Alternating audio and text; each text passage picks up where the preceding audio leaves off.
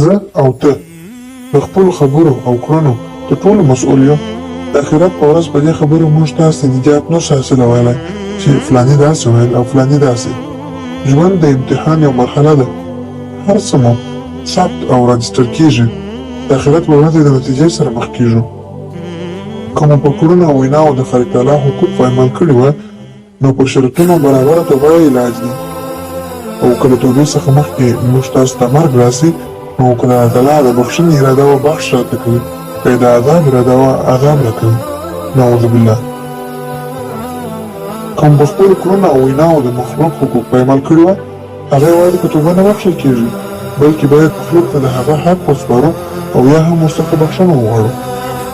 اوس به راسو باید فکر وکړو چې پخوا مو څه کړي، د هغه جبران څنګه کولی سو او په راتلونکي وخت کې باید څه وکړو.